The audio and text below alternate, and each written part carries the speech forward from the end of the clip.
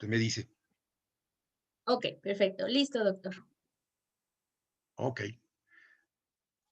Bueno, como ustedes bien lo saben, el Partido Revolucionario Institucional tiene una larga historia, muy larga historia, y una de las principales ideas que se tienen, que es una de las ideas equivocadas y que voy a tratar de discutir con ustedes, o mejor dicho, aclarar con ustedes, es la idea de que el partido fue fundado en 1929 con la idea de ser sucesivamente adaptado, modificado en las otras dos etapas que ustedes conocen, la del PRM y finalmente la del PRI, con una idea que es muy teleológica en el sentido de que nació para permanentemente estar, es decir, como si a Calle se le hubiera ocurrido fundarlo en 29 para que todavía hasta el día de hoy llegara.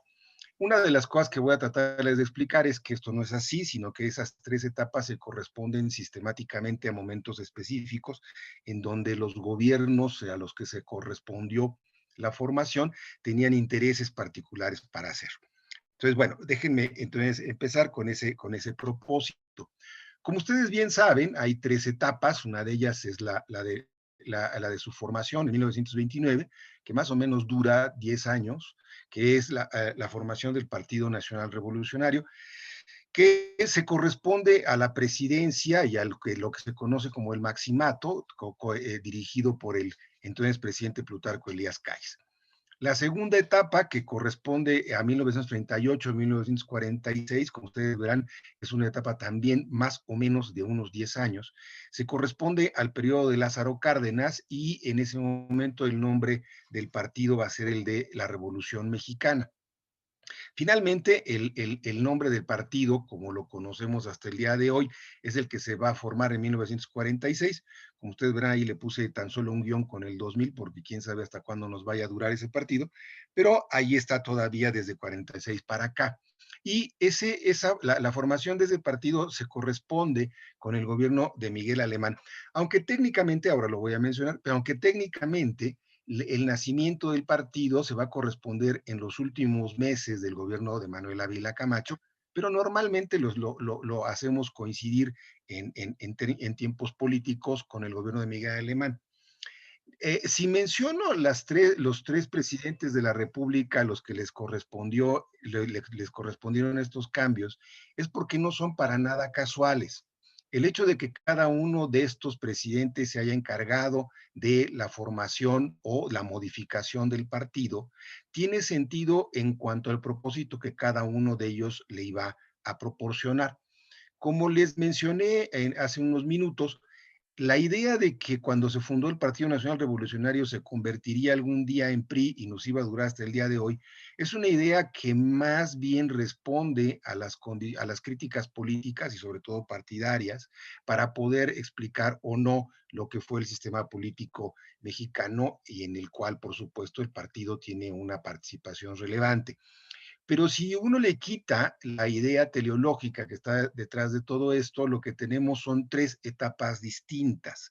Muy claramente se van a corresponder a lo que cada presidente quería hacer y por eso simplemente lo que va a hacer cada uno de ellos es adaptar a las nuevas circunstancias la estructura y la formación y los intereses del partido que le fue heredado.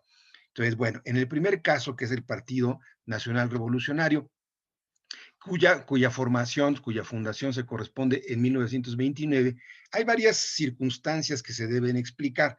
La más evidente de todas ellas, perdón por lo obvio, pero en 1929 la cercanía de la Revolución Mexicana era demasiado. Aunque insisto en que esto puede ser demasiado obvio, pero es importante señalarlo.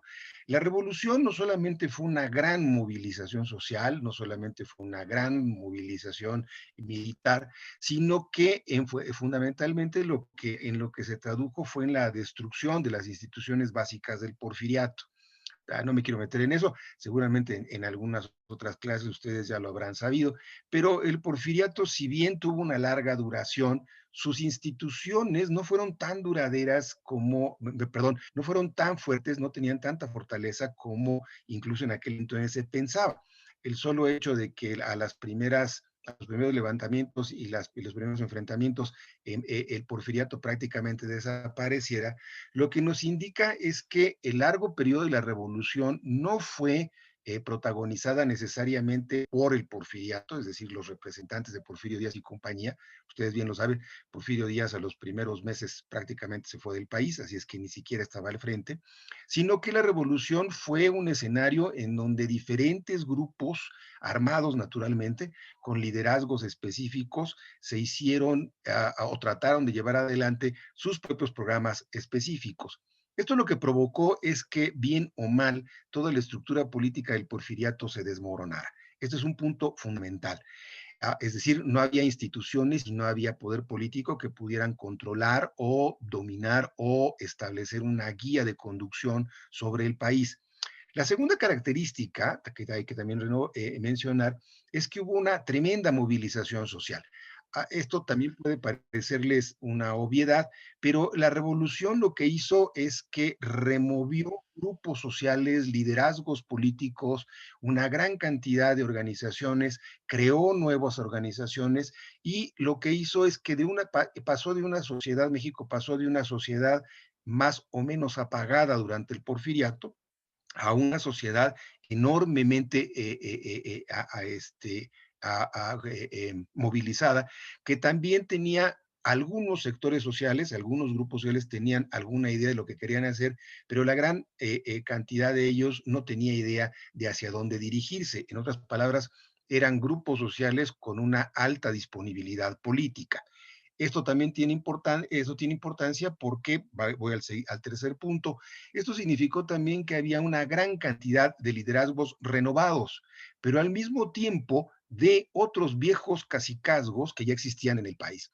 También esto sería largo de contar, tal vez sus profesores se los contarán en su momento, profesores que se ocupen de las cuestiones históricas, pero en México hubo una gran cantidad de grupos sociales, sobre todo ubicados en los estados de la República, en donde los caciques aprovechaban la oportunidad para saldar cuentas o bien para fortalecer su propio poder. Esta coexistencia de viejos liderazgos caciquiles con los nuevos liderazgos que se fueron formando en la revolución, lo que provocaron es que se añadieran más problemas al control político del país durante los años de la revolución. Estos nuevos liderazgos estaban vinculados evidentemente a la revolución y muchos de ellos tenían su origen en los liderazgos militares. También ustedes lo saben, la Revolución Mexicana no tuvo un solo ejército, hubo una gran cantidad de ejércitos, cada uno de ellos con sus propios líderes, sus propios generales que competían entre sí. Y me adelanto un punto que voy a mencionar en unos minutos más. Muchos de esos ejércitos llegaron a tener control regional, estatal o regional en México y establecieron formas de organización política e incluso formas de organización económica que impedían la construcción de un Estado nacional. Otra característica es que las bases del poder durante el inmediato periodo postrevolucionario estaba increíblemente disperso con legislaciones propias, milicias, partidos políticos, organizaciones sociales que respondían a condicionantes sobre todo de orden estatal y regional. No tenían un carácter nacional. Como ustedes bien lo pueden imaginar, durante los años 20 del siglo pasado, una vez terminada la Revolución Mexicana o la gran movilización militar, lo que se trataba era de construir una verdadera organización política que le diera sentido a las nuevas instituciones del país. El PNR, el Partido Nacional Revolucionario, van a ser, y me importa mucho que dejárselos claro a ustedes, jóvenes, el Partido Nacional Revolucionario no nació para otra cosa que no fuera controlar a jefes políticos. También sería largo de contar, pero seguramente ustedes lo recuerdan, entre los años 20, 30, todavía la sucesión al poder se decidía por alianzas políticas, muchas veces por la vía de la violencia, y no había acuerdos específicos para poder establecer una sucesión civilizada. El partido en ese sentido no fue un partido construido para organizar a las masas, sino fue un partido para reunir a los liderazgos, a los fuertes liderazgos políticos que había en aquella época. El objetivo, por lo tanto, del PNR era pacificar al país y controlar las vías civiles para llegar a la organización política o para decidir el ascenso al poder. Esta es la circunstancia más general en términos del nacimiento del PNR. Cuando hablamos de las condiciones políticas, muchas de ellas ya se las mencioné, hay que tener claro cómo se decidía el ascenso al poder. Lo primero, lo más importante de todo es que inmediatamente después de terminada la etapa armada de la revolución, el ascenso al poder, la presidencia de la República, se decidía por alianzas entre los grupos políticos y los liderazgos de la época. En aquel entonces, el único que lo podía hacer y que tenía la autoridad suficiente, autoridad sobre todo militar, para poder establecer los acuerdos, era Álvaro Obregón. También ustedes lo sabrán, hacia 1928, que es cuando es asesinado Álvaro Obregón, era el único caudillo militar con auténtica ascendencia en el terreno del ejército. Todos los demás militares que habían tenido alguna relevancia en aquel entonces ya estaban muertos. El único que sobrevivía era Álvaro Obregón. También ustedes lo sabrán, Plutarco Elías Calles, aunque era militar y aunque tenía también el grado de general, no tenía la ascendencia militar que había construido Obregón. Por lo tanto, cuando Obregón fue asesinado, era el último caudillo que tenía la autoridad para establecer los principios. Con su muerte, lo que se creó fue un auténtico vacío de arbitraje para poder establecer quién, cuándo y cómo se podía suceder a la presidencia. Para que ustedes tengan una idea de lo que significaba la construcción de las alianzas, también recordarán ustedes que Álvaro Obregón tuvo que ser, bueno, no tuvo, inventó ser reelegido, incluso violando la Constitución, porque, entre otras muchas razones, el ascenso a la sucesión del presidente Elías Calles no estaba clara en términos de qué general le correspondía ascender. De ahí que Álvaro Obregón aprovechara también la oportunidad para repetir en el cargo. El PNR, entonces, en este sentido, fue un recurso institucional, una vía específica para eliminar o comenzar a eliminar la violencia o los mecanismos violentos para ascender al poder.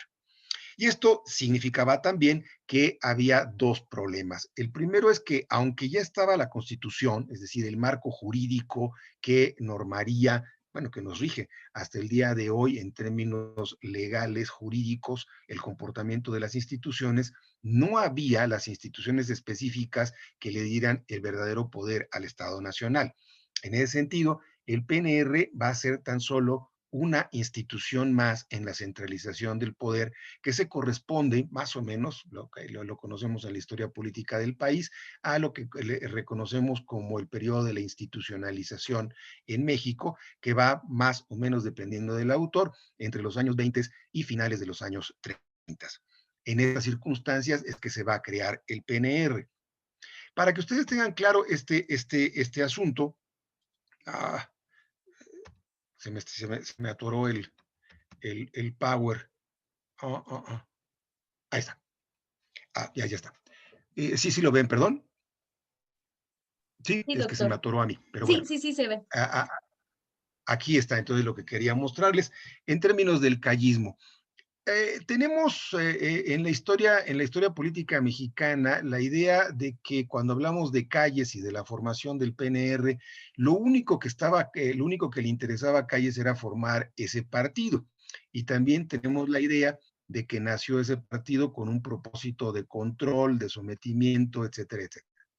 Esta es una interpretación bastante sesgada, porque si en realidad observamos qué fue el callismo y el maximato, lo que vamos a encontrar es que es un largo periodo, muy, muy largo periodo, en el que se van creando instituciones específicas, muchas de ellas que todavía están presentes por fortuna, y que fueron dándole poder, fueron dándole recursos, fueron dándole estructura a el nuevo sistema político mexicano.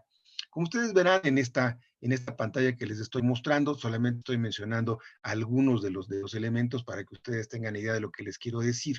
El callismo se va a caracterizar en realidad, independientemente de lo bien o mal que nos caiga el personaje, se va a caracterizar por la formación de las instituciones políticas del país. Y son instituciones que van desde los aspectos económicos hasta los aspectos políticos. Entre las instituciones económicas que se van a crear en aquel entonces están nada menos que las más importantes que todavía están presentes. La primera, la política fiscal en 1924.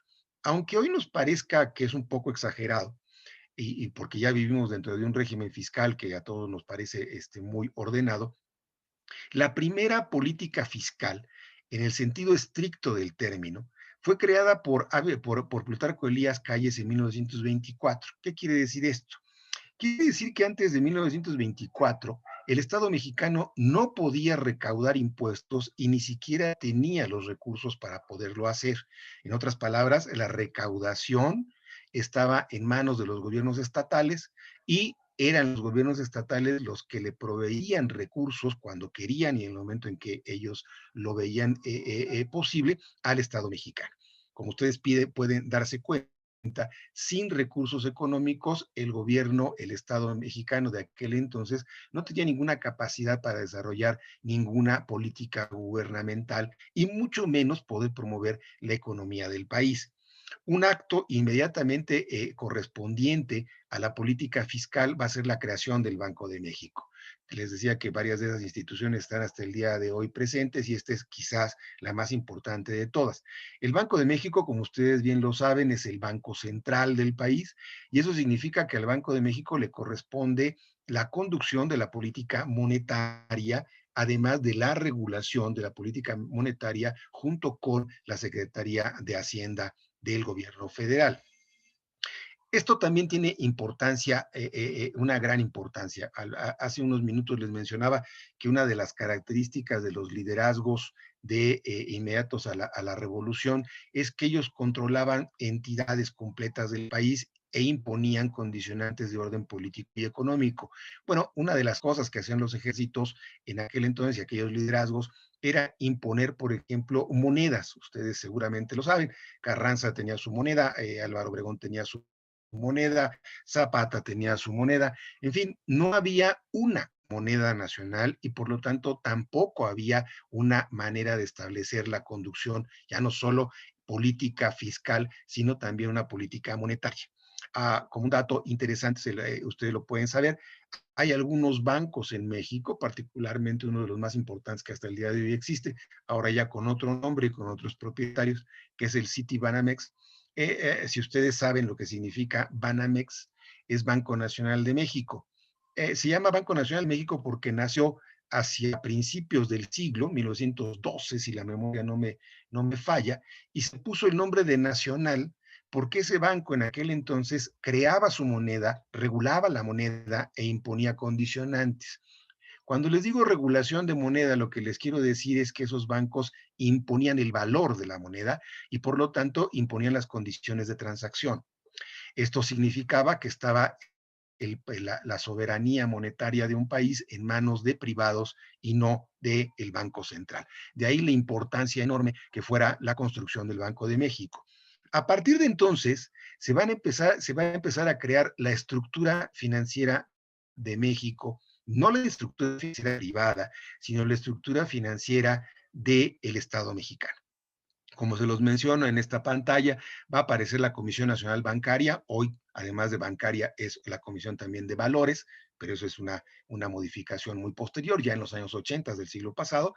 Y se van a crear sucesivamente el Banco Nacional de Crédito Agrícola, el Banco Nacional de Crédito Ejidal, que ustedes también seguramente lo sabrán. Uno va a estar destinado al financiamiento a los pequeños propietarios y el otro a la propiedad, bueno, no es propiedad, es una cosa rara, que es elegido en México. Se va a crear también la Nacional Financiera, que va a ser el organismo del Estado mexicano para financiar justo a la naciente industria mexicana. No están otros bancos y otros organismos en esta plantilla para que no los abrume, pero también, por ejemplo, está el Banco Nacional de Obras Públicas, que se creó en aquellos entonces con el propósito, como su nombre lo indica, de promover la infraestructura en México. No se podría haber hecho ninguno de estos bancos ni de promover ninguna política económica específica si el gobierno no hubiera tenido los recursos económicos. De ahí la enorme importancia de que la política fiscal se estableciera en 1924. Si ustedes observan este comportamiento de orden económico y le suman algunas otras creaciones del gobierno callista que tienen que ver más con el terreno político y social, entenderán entonces la perspectiva que tenía el entonces presidente. Por ejemplo, en 1929, la misma fecha, el mismo año de nacimiento del PNR, se va a expedir la Ley Federal del Trabajo. De la misma manera que no había una política fiscal en México, no había una regulación de la estructura laboral en México. Todas las leyes sobre el trabajo que habían eran leyes de orden estatal elaboradas por los gobernadores en turno, muchas veces que eran los líderes también de los partidos en turno, y ellos establecían sus propias condicionantes, de tal manera que era imposible hacer una regulación nacional o una regulación en todo el territorio nacional con una sola autoridad.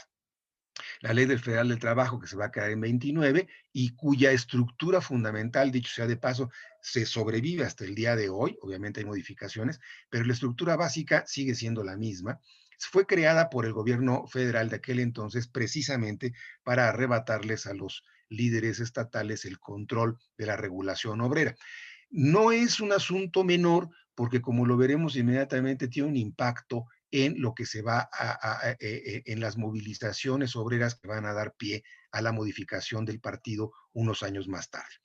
También en aquel periodo, algunos años después, se va a construir lo que conocemos hasta ahora como la profesionalización del ejército. Hasta 1932 que esto ocurre, el ejército mexicano, el ejército nacional, no existía.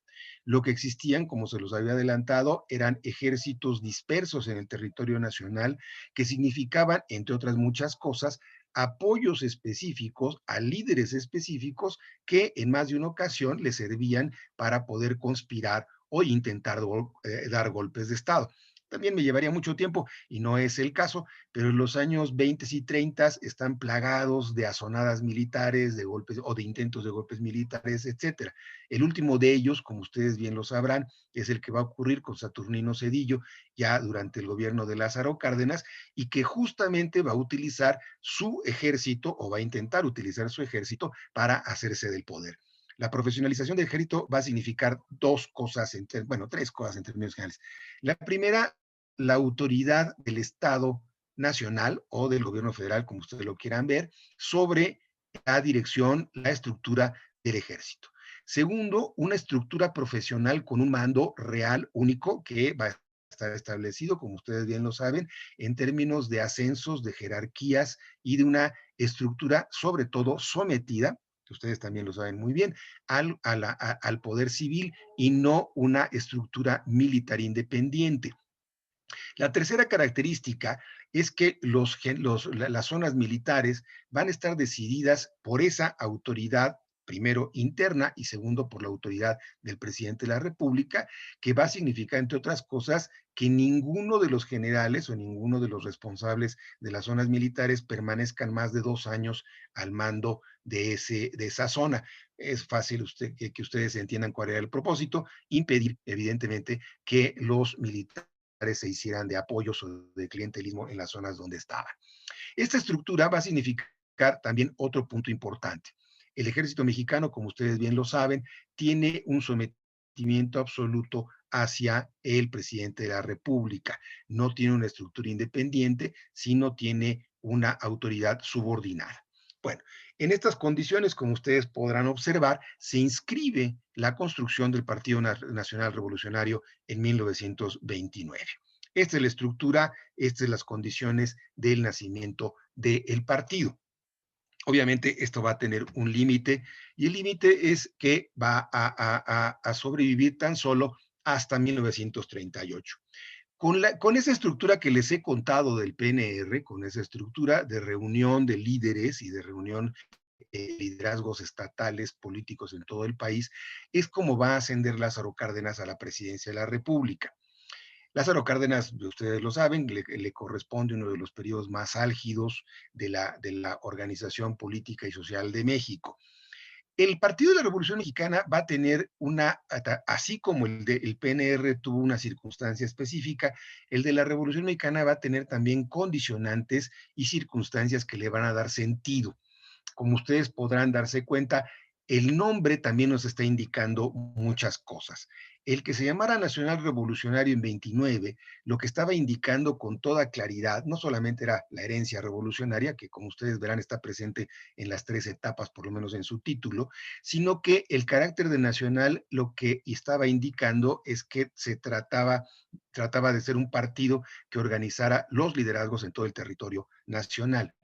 El Partido de la Revolución Mexicana va a tener como sentido la identificación con, en términos generales, la sociedad mexicana, el pueblo, como lo quieran ver, que eran los deudores hacia el 1900, de los años 30, de la herencia de la revolución, que también, como diría Cárdenas, no había cumplido sus propósitos hasta entonces. ¿Cuáles son las circunstancias? Bueno, el primer cambio relevante de enorme trascendencia, es que este partido, a diferencia del PNR, sí va a ser un partido de masas. Cárdenas va a tener todo el propósito y va a centrar toda su voluntad en que ese partido sea el partido que reúna a los grupos sociales más importantes de México.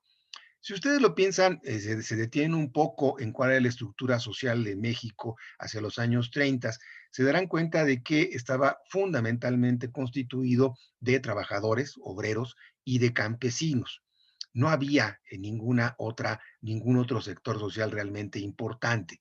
El otro sector social que, bueno, podríamos pensar que existía, que era el sector empresarial, era un sector tan elemental de empresarios, de pequeños empresarios, sobre todo basados en la industria de la transformación, que además, por razones ideológicas, no podían estar incorporados en el Partido de la Revolución. Es por eso que entonces van a estar fuera. Si hacemos un símil, que fue el que hizo Lázaro Cárdenas entonces, en el sentido de que el pueblo eran los grupos sociales de trabajadores, la reunión de los grupos de trabajadores en el partido significaba que ese partido se convertiría en el instrumento y en el representante de los trabajadores en el país. Y también pueden ustedes continuar con esta analogía. Si el pueblo estaba incorporado en el partido, los representantes del partido y los presidentes del partido serían la expresión del pueblo mexicano, de la sociedad mexicana, como lo quieran ver. La manera de hacerlo, la manera de incorporar a estas organizaciones, perdón, a estos grupos sociales, fue mediante sus organizaciones. Primero la organización y después el control. A eso responde lo que en México conocemos como el corporativismo. Lázaro Cárdenas tuvo muy claro desde el principio que las organizaciones que ya existían y otras que se fueron construyendo a lo largo de esos años debían estar incorporadas sobre todo en el partido. En un momento más me detendré en esta parte. Antes de ello, déjenme explicar otras de las condiciones importantes que hubo en aquel entonces. Si bien ya había un partido, el PNR, y si bien también ese partido había servido para la unificación de los líderes políticos de la época, hubo un problema de orden político también muy importante. Como ustedes lo pueden recordar, primero Calles no aceptó separarse del poder, sino que construyó o se autonombró como un poder extrainstitucional que imponía a presidentes, involucraba a presidentes, lo que conocemos como el maximato, se le llama así porque era el poder extrainstitucional de Calles, ya no siendo presidente, pero sí interviniendo en las presidencias en turno. De ahí que el maximato sea un proceso en donde hay tres presidentes de la República que fueron quitados y puestos por Calles a voluntad y por diferencias de orden político. En este sentido, Calles lo que estableció fue un poder personal por encima de las instituciones. Lo que no deja de ser una tremenda paradoja en la historia nacional, porque el presidente que construyó las instituciones fue el primero en no reconocerlas, sobre todo en el terreno de la presidencia. La segunda característica, también que fue muy importante, es que las masas estaban disponibles, pero también muy dispersas en el país. Había organizaciones de todo tipo, con liderazgos de todo tipo, liderazgos que eran tanto propios, es decir, el líder sindical en turno, el caso, por ejemplo, muy conocido seguramente por ustedes, de Morones en la CROM, pero también había una fuerte intervención de gobernadores que también manejaban a su voluntad y a su criterio a las organizaciones. En otras palabras, era una masa disponible políticamente que en cualquier momento podía amenazar a la estructura del poder nacional. En estas circunstancias es que Calles va a empezar a reunir el poder y va a enfocar durante sus primeros años la atención para limitar o expulsar, detener, perdón, el poder del callismo. Tampoco me voy a detener mucho en ello, simplemente lo voy a mencionar. El hecho más relevante va a ocurrir en 1935, cuando Cárdenas expulse, no solamente del poder, sino expulse del país a Plutarco Elías Calles, junto con él a varios de los importantes líderes políticos de la época. También Lázaro Cárdenas va a destituir a 25 gobernadores, lo que técnicamente no deja de ser un golpe de Estado. Va a destituir a 25 gobernadores, va a colocar a su voluntad a otros gobernadores y también va a destituir a la gran mayoría de legisladores federales, es decir, diputados y senadores. Lo que va a hacer Cárdenas es que va a expulsar a los diputados, senadores propietarios y va a llamar a los suplentes, y cuando el suplente también era otro callista, va a imponer a otro legislador. Es decir, lo que va a hacer Cárdenas es que literalmente va a limpiar las instituciones del callismo y las va a someter a la voluntad del Ejecutivo. Es por eso que es muy conocido en la política mexicana que el presidencialismo que conocemos hasta el día de hoy, por cierto que se está repitiendo enormemente, el presidencialismo que conocemos hasta el día de hoy es un presidencialismo que nació con Lázaro Cárdenas y que lo impuso Lázaro Cárdenas. ¿Qué significa esta afirmación del presidencialismo? Simple y sencillamente que las masas, la sociedad, las organizaciones, como ustedes lo quieran ver, las que realmente políticamente importaban en México, estarían sometidas a la voluntad del Ejecutivo Federal y también los poderes institucionales estaban sometidos al poder del Estado mexicano. Como ustedes se pueden imaginar, hacia 1935, 36, 37, no había un solo poder, fuera formal o no formal en México, que pudiera disputarle el control al Ejecutivo mexicano. Es por eso que el presidencialismo se va a volver fuerte y a partir de entonces enormemente estable en México. Esto lo que va a implicar van a ser varias cosas. Una de ellas, la más importante, es que Cárdenas va a tener bajo su mando el control, y ahora sí, todos los recursos, muchos recursos creados por Plutarco Elías Calles antes, todos ellos, mejor dicho, construidos por Plutarco Elías Calles, y varios de ellos, específicamente el control de las masas, a que él sí se va a encargar de hacer, como instrumentos directos de control, ejercicio del Estado mexicano y concretamente del Ejecutivo o poder, del presidente de la República.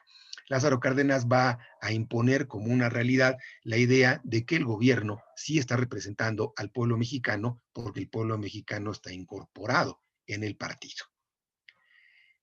¿Qué significa? Por eso les decía que deberíamos detenernos un poco más en términos de lo que significó el corporativismo.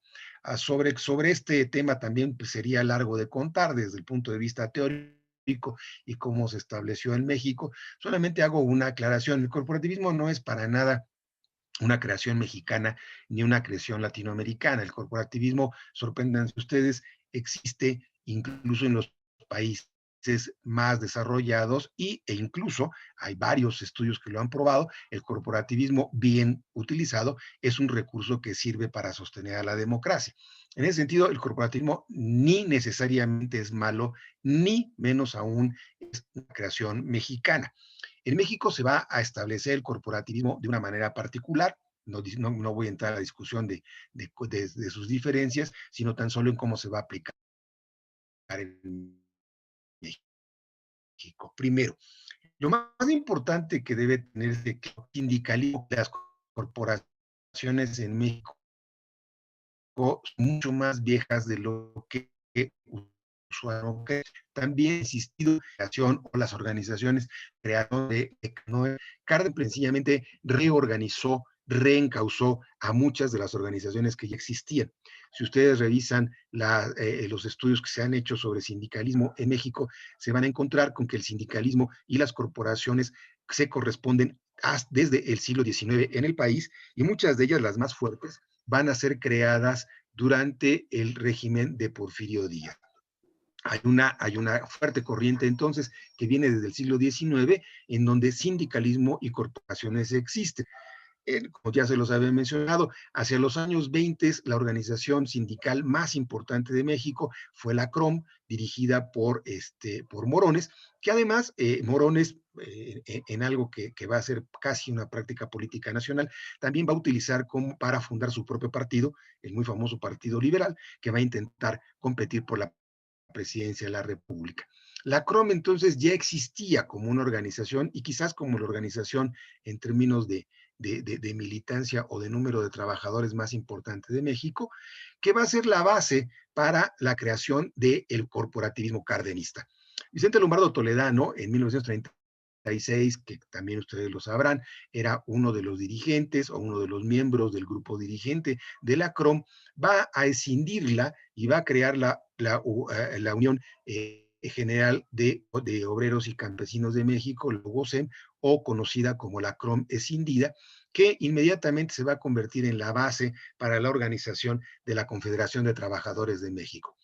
Es muy importante tener esto en claro porque mientras con los obreros lo que hace Cárdenas tan solo es, ahí sí, establecer un mecanismo o una vía de control político, en el caso de los campesinos no va a ocurrir lo mismo.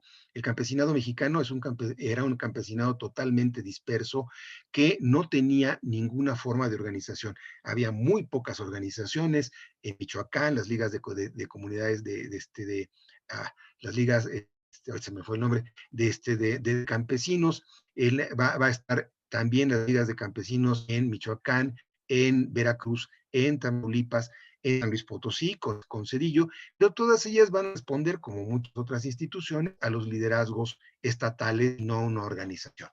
En realidad, la Confederación Nacional Campesina va a ser un propósito establecido por Cárdenas, sistemáticamente organizado desde 1935 hasta su fundación en 1938. En este sentido, mientras que con los obreros tan solo era un asunto de control, en el caso de los campesinos había que organizarlo y después controlarlo. Como ustedes verán, hacia 1938 las grandes organizaciones de masas en México ya estaban organizadas y entonces sí, Cárdenas va a crear un partido que, por eso el nombre, se va a significar como el partido del pueblo, de la sociedad, de la revolución mexicana en 1938. El PRM, entonces, en lo que se va a convertir, que va a ser el instrumento fundamental de organización del Ejecutivo en México. Las masas ya están organizadas, están bajo la tutela del Estado.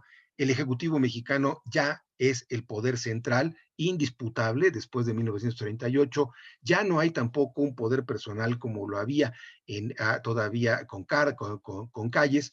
Se ha institucionalizado el presidencialismo en términos generales. Los poderes judicial, legislativo e incluso los gobiernos estatales están sometidos también al Ejecutivo. Los caciques y caudillos no prácticamente van a desaparecer, y si no van a desaparecer van a estar sometidos. La última de las rebeliones en México va a ocurrir precisamente durante los años del gobierno de Cárdenas, y a partir de entonces no se va a presentar ninguno otro. Cárdenas fortalece el Estado, fortalece el presidencialismo y lo hace a nombre del Estado. Antes de que pase a la formación del PRI, quisiera dejar en claro dos puntos medulares. El primero, como ustedes habrán podido observar, la construcción del PNR y después del PRM es un asunto a voluntad del presidente en turno. Esto es fundamental. Como ustedes bien lo saben, los partidos políticos se definen como organizaciones que representan a grupos sociales específicos con una ideología, con un programa, etcétera, y que compiten por el poder. En el caso del Partido del Estado, y por eso así se le ha llamado al PRI, o bueno, así fue durante muchos años mientras lo tuvo, es un partido de Estado porque fue un partido que no nació para competir por el poder, sino nació para sostener el poder. En ese sentido, la característica medular de la organización es de ser un partido instrumental. Va a estar siempre al servicio del Estado y concretamente del Ejecutivo. La segunda característica es que es un partido subordinado. Es un partido que va a estar siempre bajo la tutela del presidente de la República, no va a tener vida propia ni un propósito específico, sino va a estar dirigido por el presidente en turno. Esto es muy importante porque sobre todo se va a quedar claro en la siguiente etapa fundamental, que es la del Partido Revolucionario Institucional, que como ustedes bien lo saben, se va a crear en 1946. Les decía hace unos minutos que aunque está asociado a Miguel Alemán, en realidad van a ser unos meses antes, y lo que es más interesante, la asamblea en la que desaparece el PRM y se crea el Revolucionario Institucional es la misma asamblea en la que se postula candidato a Miguel Alemán. Entonces, por eso es que lo asociamos con él, pero él no lo va a crear, aunque sí le va a dar en la práctica la organización y la conducción que conocemos en los años posteriores. ¿Cuáles son las circunstancias? Bueno, hacia los años 40 del siglo pasado, en términos generales, el proceso de institucionalización en México ya había terminado. En 46, cuando Miguel Alemán es postulado, el poder, como ya lo vimos hace unos minutos, estaba plenamente centralizado, ya el presidente es realmente la autoridad y el Estado mexicano ya cuenta con los recursos para poder imponer las condiciones. Esa es la razón justamente para que a partir de 1946 y hasta finales de 1960, principios de 1970, los años 70, comience lo que hemos conocido en México como la etapa del crecimiento económico. Los años más importantes de crecimiento económico, pero también de estabilidad política, se van a corresponder justamente al ascenso de Miguel Alemán y hasta la terminación del gobierno de Díaz Ordaz. Me voy a detener unos minutos después, en los años del populismo, pero este es el crecimiento económico más sostenido y es también la etapa de crecimiento económico que se asocia al dominio absoluto o lo que hemos conocido como dominio absoluto del PRI. Otra característica también que está muy clara en este sentido es que el partido aquí es donde se va a reafirmar su carácter instrumental. Miguel Alemán le va a imponer condicionantes. La primera de ellas, la más obvia, es que no va a haber ya discusión en términos de la independencia del partido. Las decisiones en el partido y la conducción del partido van a estar subordinadas al Comité Ejecutivo Nacional, a su presidente, el presidente interno del PRI, era a su vez seleccionado por el jefe del Ejecutivo. Esta es una práctica, jóvenes, que va a estar presente desde 1946, bueno, desde el PNR para ser claros, pero bueno, me detengo en el PRI, va a estar presente desde 1946 y hasta que el PRI mantuvo el poder, todavía más. Ahora que regresó el PRI en 2012 y hasta 2018, igual el PRI se condujo de acuerdo a las instrucciones del presidente priista en turno. Esta es una condicionante de ese partido. El partido, por lo tanto, va a estar claramente subordinado. Las corporaciones, aunque van a estar incorporadas en el partido, no van a tomar decisiones dentro de él, sino serán simplemente sus líderes, candidatos o los líderes que decidan a quién van a poner como candidato, etcétera. Y la otra característica que va a ser fundamental en el caso del partido es que va a tener como principal, fundamental tarea la de ser una maquinaria electoral.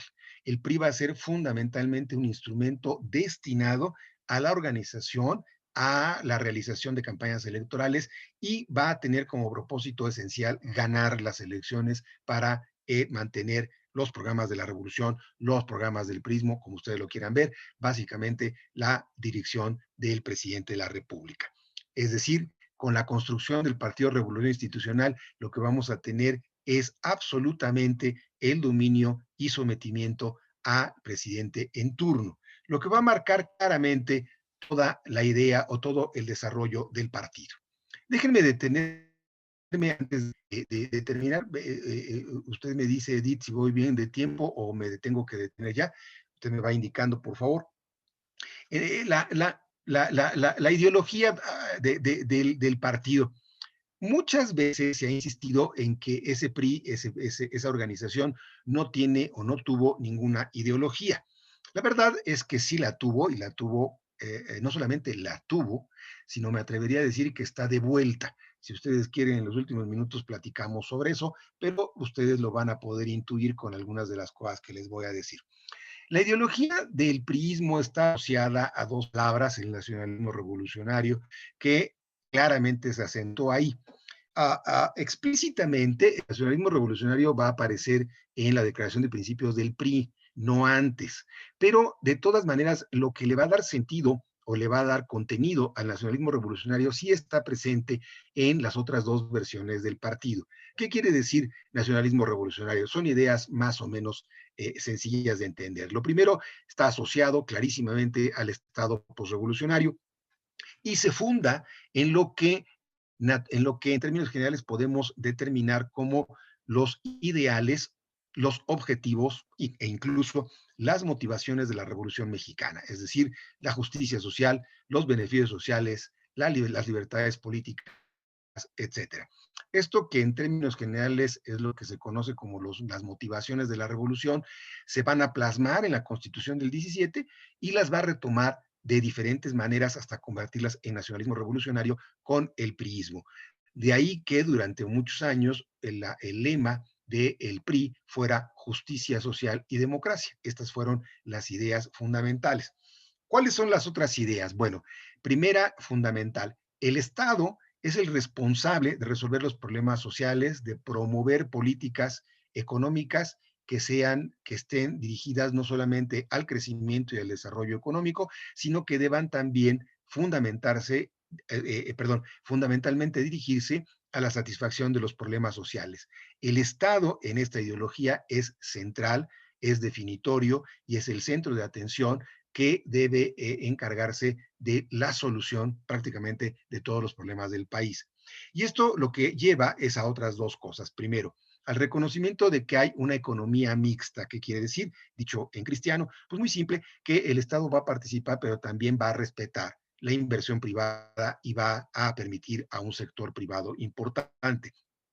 Tampoco tengo tiempo para detenerme en ello, pero una de las políticas importantes que se van a desarrollar en México es que también el Estado se va a asumir como principal promotor de la formación del empresariado en los años 40 de la mano de la promoción del desarrollo económico. La segunda característica es que la economía mixta significa no solamente que hay coexistencia del Estado con el sector privado, sino que al Estado le corresponde la autoría de economía mexicana. Cualquier cosa que ocurra, pero es el Estado el que impone las condiciones, las direcciones, traza las políticas, los objetivos y, lo más importante, limita la participación del sector privado en la economía nacional. La otra característica que se desprende de todo ello es que esta estructura o esta motivación debe estar dirigida hacia la equidad social. Y aquí viene un pequeño problema, va a ser el problema permanente desde los años 70 hasta nuestros días, y es que en esta ideología el gasto público debe ser prioritariamente un gasto social. Es decir, todos los recursos o la mayor parte de los recursos del Estado tienen que estar dirigidos hacia los beneficios sociales, hacia los beneficios de la sociedad mexicana y básicamente hacia los sectores más desprotegidos. De aquí se van a desprender muchísimas cosas. Una de ellas, la más lamentable de todas, es haber creado un sistema clientelar, un sistema en donde el Estado se convierte en el papá de los grupos desprotegidos. Es decir, como están desprotegidos, hay que protegerlos por encima de cualquier condicionante de equilibrio social. Esta es una de las responsabilidades del Estado. Si el Estado es responsable de ello, bueno, el Estado y el partido se asumen como herederos de la revolución. Y esto tiene también un fundamento ideológico que hoy está de moda y que debemos ahora reconstruir. Esta ideología o este nacionalismo revolucionario está basado en lo que inventó Lombardo Toledano hacia los años 40, que él llamaba las tres etapas o los tres movimientos de la historia nacional. Si les suena, son perfectamente coherentes. Las tres etapas de Lombardo están establecidas como la independencia, la forma y la revolución. Para Lombardo Toledano, estos no fueron eventos históricos que tengan una circunstancia y una explicación propias. Para Lombardo Toledano, estos tres son movimientos sucesivos, casi programados, en donde hay objetivos consecutivos. En la independencia, obviamente, la autonomía; en la reforma, la liberalización del conservadurismo; y en la revolución, pues obviamente la destrucción de la dictadura y la creación de las libertades. No solamente hay objetivos específicos sucesivos, sino que también están desarrollados por el mismo sujeto social, que es el pueblo. Lo pongo entre comillas, porque a estas alturas ustedes ya sabrán que el pueblo, la palabra pueblo no es un concepto. El pueblo literalmente no tiene ninguna definición conceptual. Y es tan solo un recurso mediante el cual todos los políticos lo que hacen es igualar a los miembros de la sociedad. Conceptual es sociedad, el pueblo es una designación ideológica. Cuando hablamos del pueblo, como lo ha dicho nuestro actual presidente, somos todos, incluidos los narcotraficantes. Esa es exactamente la idea. Mientras que si hablamos de sociedad, estamos hablando de grupos sociales. Por eso es que siempre en el discurso político se habla de pueblo, no se habla de sociedad. En el caso de Lombardo, es el pueblo el actor en todos los momentos de estas tres etapas. El Estado posrevolucionario, va a decir Lombardo, es el depositario y el punto final de llegada de los tres movimientos anteriores. Como ustedes podrán ahora darse cuenta, hay una persona que nos está hablando de una cuarta etapa, porque a su juicio las otras tres, o lo que pasó entre 1910 y 2018, es cualquier cosa menos una etapa política de la revolución. Bueno, estas son las tres etapas y tienen su origen justamente en el planteamiento de Lombardo Toledano. Hay un cuarto principio, y este sí es un principio relevante, muy importante, porque fue, por decirlo de alguna manera, el centro ideológico del planteamiento del priismo. Y es la idea de que los cambios en el país se hacen mediante las instituciones. Si algo tuvo el priismo durante todos sus años de vida, es que siempre reconoció a las instituciones como centrales en el procedimiento político. Por eso el nombre parece contradictorio. Todo el mundo se ha burlado de ese nombre porque todo el mundo insiste en que no tiene sentido. ¿Cómo se puede hacer la revolución al mismo tiempo que las instituciones? El planteamiento en el nacionalismo revolucionario no es tan incongruente como parece. Los propósitos de la revolución no se crean haciendo revoluciones más, sino utilizando las instituciones y creando las instituciones. De ahí que durante los primeros años de la posrevolución haya un largo periodo en el que se van construyendo estas instituciones. Ahora bien, ya me estoy acercando al final. ¿Cuáles son los principales cambios históricos del priismo? Bueno, este es uno de los problemas de ese partido que explica el lugar en el que está ahora. Una vez fundado, el PRI no va a tener ninguna adecuación o modernización institucional. Fue tal la confianza que desarrollaron los priistas durante los años de desarrollo económico y político, que dieron por sentado que el PRI ya no tenía necesidad de hacer cambios políticos, que prácticamente ya todo estaba hecho y ya no había que hacer nada. Así es que ya no va a haber nada.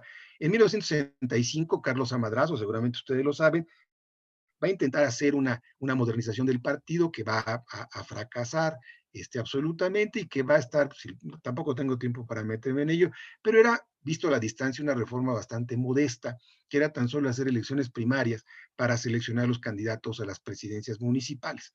Bueno, fue tan modesta, pero en ese momento tan subversiva, que fue limitada, fue evitada la reforma. No va a haber otro cambio a partir de 1965. En 1987, ustedes sí lo saben, se va a producir la decisión más grave del partido, que es la corriente democrática, que va a dar pie a la izquierda mexicana, a la izquierda institucional mexicana, primero con el Frente Democrático Nacional y después con la construcción del PRD.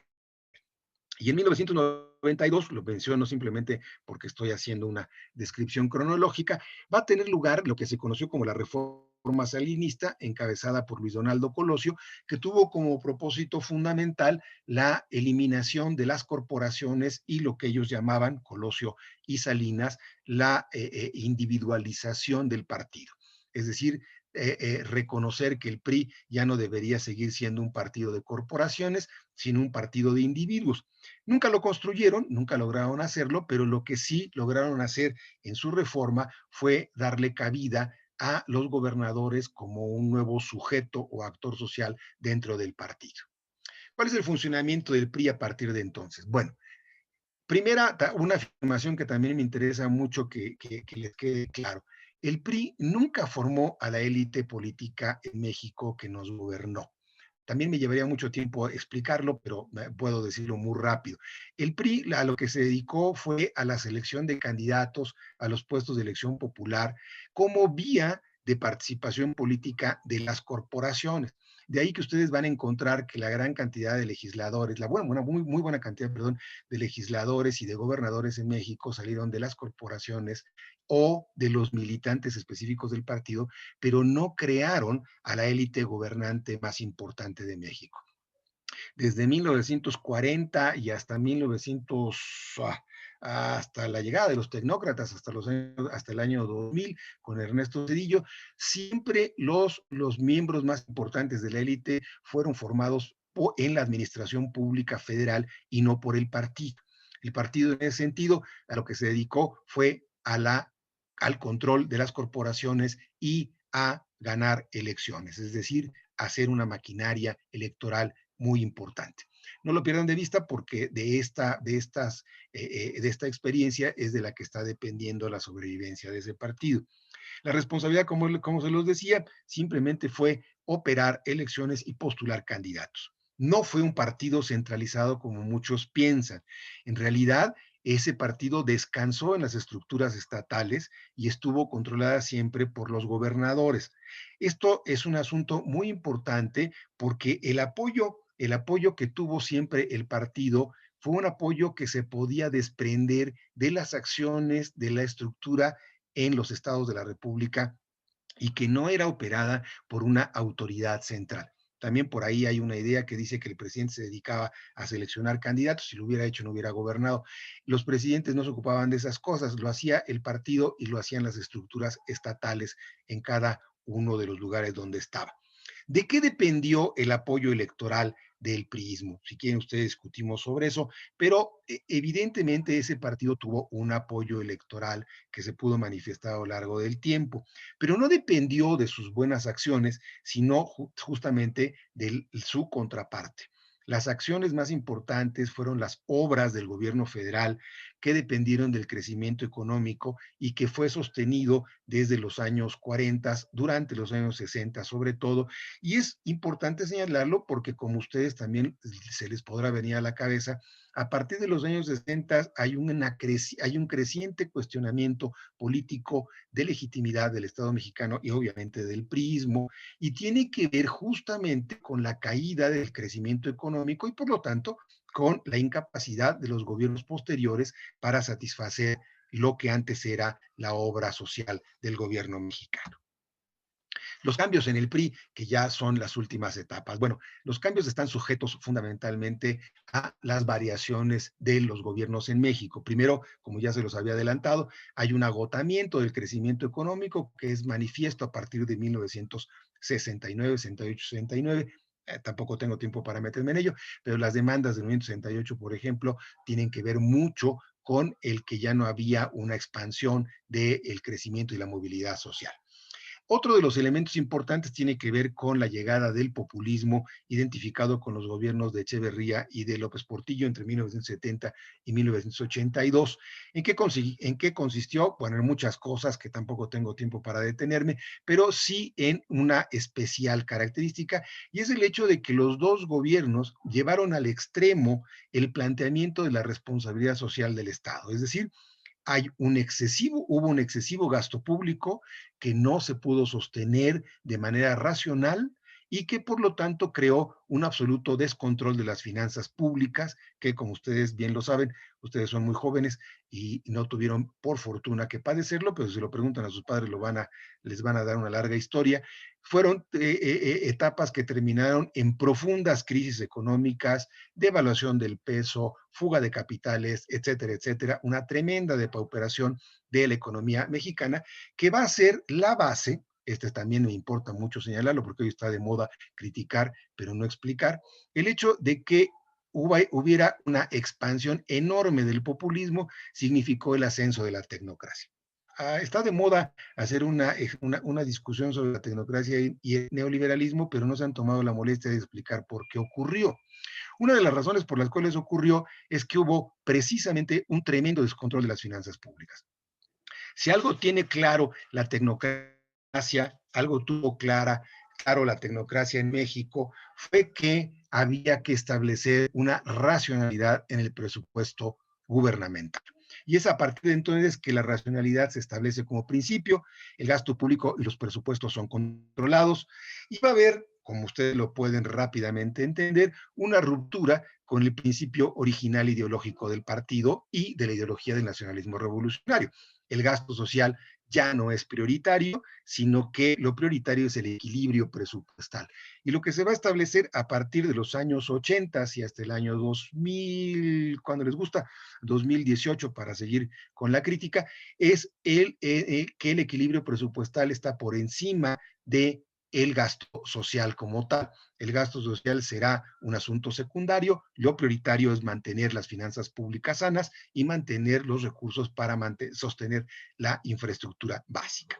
En ese sentido, lo importante en este caso es señalar que lo que fue la ideología del nacionalismo revolucionario, el PRI la va a abandonar a partir de los años 80. A partir de los años 80, el PRI se queda prácticamente sin ideología y esta ideología a partir de entonces se va a convertir en la ideología de la izquierda. La pongo entre comillas porque más que ser una izquierda en el sentido tradicional del término, es la izquierda que se sigue basando en el nacionalismo revolucionario. Ante el avance de la tecnocracia y el abandono del nacionalismo, es lo que se va a crear la corriente democrática en los años 80. Tampoco me puedo detener mucho en ello, simplemente lo puntualizo, tal vez ustedes lo recuerden. Las principales demandas de la corriente democrática de Cárdenas y de Muñoz Ledo era el cambio de la política económica, la vuelta al nacionalismo revolucionario y, por lo tanto, la selección del candidato presidencial. Ustedes saben la historia, la corriente democrática va a ser expulsada, los dos líderes principales también, ellos van a constituir el Frente Democrático Nacional para las elecciones presidenciales de 1988 y al año siguiente se va a crear el Partido de la Revolución Democrática con dos fundamentales vertientes. Por eso es que pongo en duda lo de la izquierda. La primera vertiente es la corriente democrática del priismo, es decir, los grupos priistas más fuertes, tradicionalistas, que se van a vincular con la izquierda también más tradicional, aquellos restos del viejo Partido Comunista, que se va a convertir primero en Partido Socialista Unificado de México y finalmente en el Partido Socialista Mexicano, y que le van a prácticamente regalar el registro a Cuauhtémoc Cárdenas y Porfirio Muñoz Ledo en 1989. A partir de entonces la ideología del PRI, que era la más tradicional de ellas, va a pasar a ser la ideología de la izquierda y siempre, también un dato relevante, hasta hace muy pocos años, el PRD va a ser dirigido principalmente por expriistas, como ustedes seguramente lo saben. ¿Cuál es la parte final? Bueno, también ya se sabe en esta historia. El PRD va a pasar por una larga historia, no me corresponde ni hablar de ello, simplemente establecer el principio de que va a tener tantas contradicciones internas el PRD que uno de sus principales dirigentes, que va a ser además un ex dirigente del PRD, López Obrador, va a fundar Morena hace algunos años atrás, va a competir abiertamente por las elecciones después de salirse naturalmente del PRD y va a abrazar de manera, si no explícita, porque si habla de nacionalismo revolucionario puede parecer que es priista, pero va claramente a abrazar la ideología del gasto social, de los beneficios a los más pobres, del pueblo, etcétera. Desde luego que va a adoptar las etapas históricas del Lombardo Toledano, los tres movimientos iguales, el Estado social, el gasto social, y en términos generales, para no meterme en mayores problemas, Morena puede significar, y el actual gobierno que tenemos, es un gobierno y un partido que tienen una ideología que es bastante semejante a la del priismo tradicionalista. Y cierro esta exposición, si ustedes me lo permiten, planteando un dilema que es el dilema que acabó con el priismo. El crecimiento económico, que debe contar con recursos regulatorios y racionales para poderse mantener, y al mismo tiempo ser compatible con los objetivos de los beneficios sociales que, dicho en muy pocas palabras, hace muy difícil, por no decir que imposible, mantener el equilibrio presupuestal y al mismo tiempo el equilibrio entre los propósitos sociales y el crecimiento económico. Bueno, si ustedes me lo permiten, y perdón por haberme extendido, pero lo dejo aquí para que ustedes me hagan las preguntas. Espero no haberlos aburrido. Adelante, Edith. Muchas gracias, doctor. Ya pausé la presentación, entonces ya regresamos Muchas gracias. al público. Muchas Bueno, gracias. bueno, creo que a los estudiantes como a mí nos encantó la plática. A lo largo de la misma les iba haciendo algunas observaciones, un poco recordándoles lo que ya habíamos recapitulado en las sesiones anteriores. Eso que ven amarillito son los aplausos virtuales, que como sabe, pues ahorita son un poco difíciles, pero creo que gustó mucho su plática.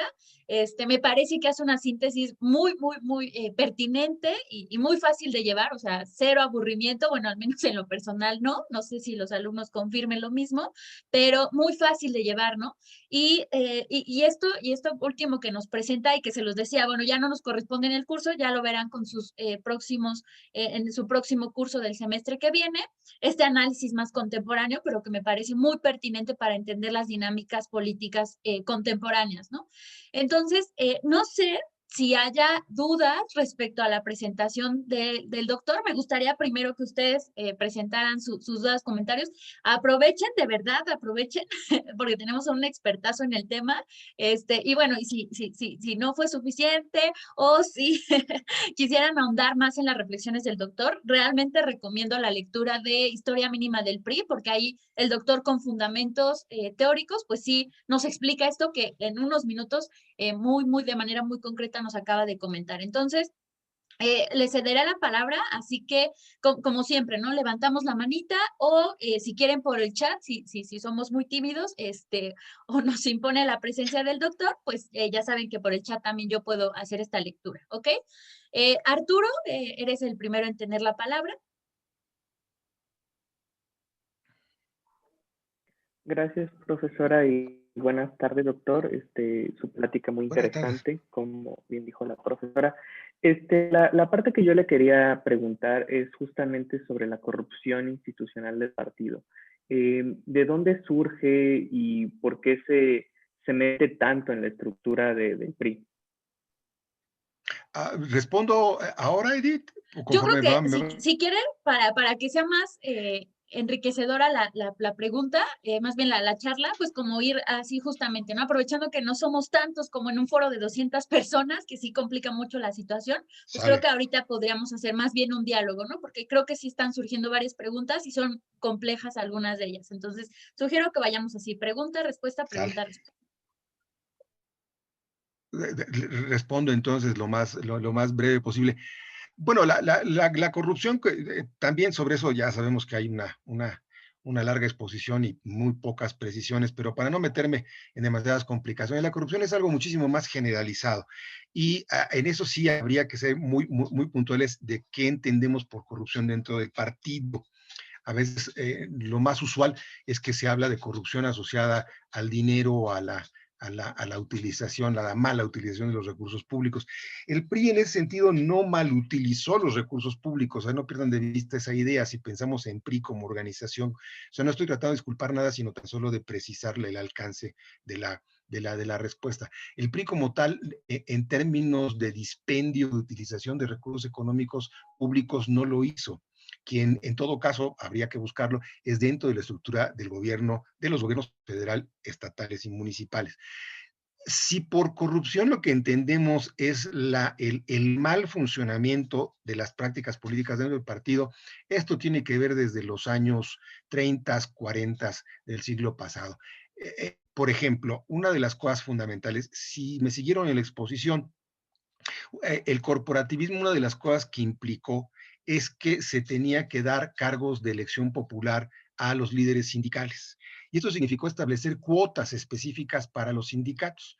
A ustedes son muy jóvenes, ya no lo ven, pero en los años de dominio priista, los puestos de elección popular, bueno, los diputados y los senadores eran unos, pero en los estados de la República, algunos de ustedes que seguramente vienen de provincia lo van a saber muy bien, lo que hacía el priismo es que les daba los puestos a los sindicatos que eran más fuertes en la localidad. Por ejemplo, si ustedes piensan en una zona de control minero, se los daba al sindicato minero. Si había una zona de portuaria, pues se los daba a los sindicatos de alijadores. Si era una zona campesina, a las ligas de comunidades agrarias. Y esto no se tomó la molestia el PRI de modificar a lo largo del tiempo. Cuando esto lo estableció en los años 30, pues era una sociedad bastante, digamos, simple en términos de su organización. Pero cuando empezó a hacerse más compleja la estructura social, el PRI no fue capaz ya de responder estas necesidades. Imagínense ustedes de pronto ciudades que antes eran rurales y de pronto se convirtieron en urbanas. ¿Qué le podía decir a los ciudadanos mexicanos un candidato obrero o un candidato campesino que simplemente la repetición de la práctica lo hacía candidato? Si, si hablamos de corrupción en términos de mal utilización de recursos políticos, esta es la mejor prueba de eso. ¿Cuándo empezó? Pues desde el nacimiento del partido y se fue agravando en función de su extrema confianza en que el mundo no cambiaba. También le apunto otro dato que no pude mencionar rápidamente, lo dejé implícito en la exposición. Cuando hablaba de que el PRI no se actualizó, entre otras cosas a lo que me refería es que en los años 60, por ejemplo, cuando ya había una muy fuerte clase media, grupos intermedios en el país, el PRI no se dio por aludido. Claramente, por ejemplo, en los años 60 los movimientos no son obreros ni campesinos, son obreros de sectores medios. Bueno, el más importante de todo, que lo tiene en la cabeza, el de estudiantes 78, pues obviamente no tiene nada ni de campesino ni de obrero. Y sin embargo, el PRI nunca se dio a la tarea de darle cabida o de encauzar a estos sectores medios. Nunca lo tuvo en la cabeza. Esta es otra de las maneras de no entender que el PRI perdón, de no entender el priismo que debía actualizarse de acuerdo con la estructura económica y social. No sé si le respondí a la pregunta. Sí, muchas gracias. Nada más para redondear. Entonces, la respuesta básicamente es que el partido como tal no tenía una corrupción institucionalizada en cuestión del manejo de las finanzas públicas y que Así es. más bien esta respondió a los gobiernos federales y estatales, ¿correcto? Así es. Déjeme darle un último dato para que me entiendan la idea. El Sindicato Nacional de Trabajadores de la Educación, el muy famoso CENTE, era una organización que durante años, ustedes lo saben, pertenecía al PRI. Bueno, no solamente pertenecía al PRI, sino que era uno de los principales responsables de la operación electoral. De esta manera es como pueden ustedes entender la corrupción. Por ejemplo, el PRI utilizaba, se aprovechaba, se beneficiaba, para decirlo de esta manera, de los profesores que hacían trabajo político, pero que el PRI no le pagaba. ¿Quién le pagaba a los profesores? El gobierno federal. Este es un sistema, no sé si queda clara la idea. Los maestros eran pagados por el gobierno federal para ser profesores de escuelas primarias y secundarias y sin embargo hacían trabajo político. Bueno, hoy estamos pagando los platos rotos, ¿no? Pero eso es a lo que me refiero cuando digo que el PRI como tal, como organización, no utilizaba, no manejaba los recursos públicos, sino se aprovechaba de los recursos públicos, ¿no? Gracias. Muy bien, gracias Arturo. Ese es un punto, ¿no? Creo que el doctor nos los dijo a lo largo de la sesión. Creo que quedaban, hay muchos elementos que se pueden discutir horas de esta conformación del sistema político, estos rasgos del sistema político mexicano, pero bueno, no tenemos tanto tiempo y ya hay varias preguntas, doctor. Entonces voy a leer una y ya les daré la palabra a los que vienen, porque esta fue la segunda. Desde luego. Comenta Alan Montes, me detengo un poco en lo que comenta sobre el presidencialismo mexicano mexicano, porque desde mi perspectiva, esta característica del sistema político mexicano no se interrumpe con la transición democrática del año 2000, es decir, no se va con Claro, el PRI. La pregunta, ¿considera así es. usted que el cambio de partido en el poder fue una transformación del sistema político mexicano o simplemente se trató de una transmisión del poder político?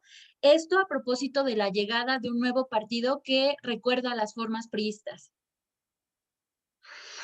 Excelente pregunta, pero y me llevaría un montón de tiempo hacer una respuesta puntual, pero a ver si la puedo hacer rápidamente. Tiene usted toda la razón, Alan, ¿verdad? Tiene usted toda la razón en la pregunta. El presidencialismo no ha cambiado en su estructura básica y déjeme hacerle una afirmación que todavía le va a parecer más cruda. La llegada de la alternancia y por lo tanto de la democracia en México, que podemos identificar en términos tradicionales con la derrota del PRI en el 2000, no trajo consigo una transformación del sistema político. Lo que trajo consigo tan solo fue la transformación de algunas prácticas políticas. ¿Qué quiero decir con ello? Que la estructura de las instituciones y de la operación de las instituciones es exactamente la misma que teníamos durante los años de dominio priista. Y a esto se refiere, y por eso creo que usted tiene toda la razón, con decir que el presidencialismo no ha cambiado en nada. Hay una mala idea, una idea muy equivocada que se la debemos a Daniel Cosío Villegas, que es una verdadera tontería, en el sentido de que el presidente en México o el Poder Ejecutivo tiene más poderes que el Poder Legislativo. Yo no sé qué constitución leyó Cosío Villegas, pero eso no es cierto. Si ustedes leen la Constitución, de lo que se van a dar cuenta es de que el Poder Legislativo tiene muchísimas más facultades de intervención y de incluso de control que del Ejecutivo. Y esto es algo que data desde 1917. En esto no hay ningún cambio. ¿Dónde está la diferencia? Ustedes dirán, bueno, los años de Cárdenas y de compañía, es decir, los años de dominio del priismo mostraron un presidencialismo prácticamente absoluto, algo que está ocurriendo ahora. ¿Dónde está la diferencia cuando llegó la alternancia? Muy simple, en que el partido en el poder no controlaba, perdón, el partido en el poder en los años del priismo controlaba también el Congreso. Y el Congreso, por lo tanto, se subordinaba a las acciones del Ejecutivo. Lo que ocurrió durante los años de la alternancia, es decir, durante el panismo e incluso durante el gobierno de Peña Nieto priista, el PRI y el PAN nunca lograron controlar la Cámara de Diputados y la Cámara de Senadores. Lo que está ocurriendo ahora es que de nuevo se está uniformando el poder. De nuevo, desde 2018 tenemos un control del mismo partido en el Congreso, en el Legislativo y en el Ejecutivo. Es decir, se está repitiendo la uniformidad política que estableció el priismo. En eso no hemos cambiado nada. Y ese es un tremendo riesgo, como ustedes perfectamente lo pueden ver. Independientemente de que coincidamos o no ideológicamente con el presidente, una uniformidad de este tamaño lo que hace es alentar abiertamente la arbitrariedad y la discrecionalidad del Ejecutivo para hacer prácticamente lo que se le antoje. Entonces, tiene usted toda la razón. Hemos cambiado en eso. Muchas gracias, doctor. Le digo, es que en realidad todos estos temas, porque además son muy espinosos, creo que dan para mucho, pero bueno, trataremos de dar cobertura a todo. Y la verdad es que sí, ya veo que hay bastante interés. Ahora, Liz, Lisette, si puedes leer tu pregunta, porfis.